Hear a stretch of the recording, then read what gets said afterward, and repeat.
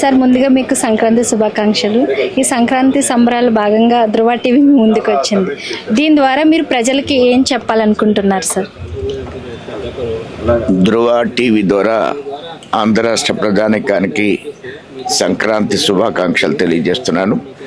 ప్రధానంగా ధృవ టీవీ సైనికులకి అలానే రైతులకి సంబంధించి ఒక సర్వీస్ ఓరియంటెడ్గా, ఒక సాధనగా, ఒక ఇన్స్ట్రుమెంట్గా ముందుకు వెళ్ళాలని చేసే ప్రయత్నాన్ని నేను ప్రధానంగా ప్రశంసిస్తున్నాను.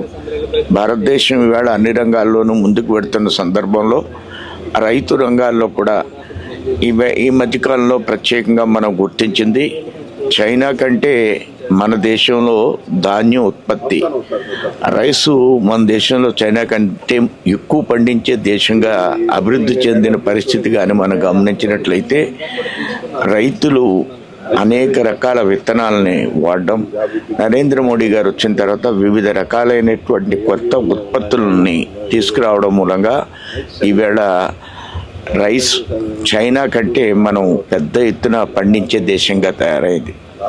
అలానే వివిధ రకాలైనటువంటి పంటలు ఈవేళ భారతదేశం నుంచి విదేశాలకి ఎగుమతి చేస్తున్నాం. ఎగుమతులు మనం ఎక్కువగా పంటల ద్వారా విదేశాలకి పంపించడం, దాని ద్వారా కూరగాయలు కావచ్చు, అనేక రకాల ఫ్రూట్స్ని మనం పంపిస్తున్నాం. అనేక రకాల పళ్ళని మన దేశం నుంచి కట్ చేసి విదేశాలకు డైరెక్ట్గా పంపించేటువంటి పరిస్థితి వచ్చింది. ఈ విధంగా మనం వ్యవసాయ పరంగా అనేక రకాలైనటువంటిని అభివృద్ధి సాధిస్తున్న పరిస్థితుల్లో మనం ప్రధానంగా మన దేశం ఈవేళ మనం అందరం కూడా సుఖ సంతోషాలతో ఉన్నామంటే సైనికులు భారతదేశాన్ని రక్షించే పరిస్థితి.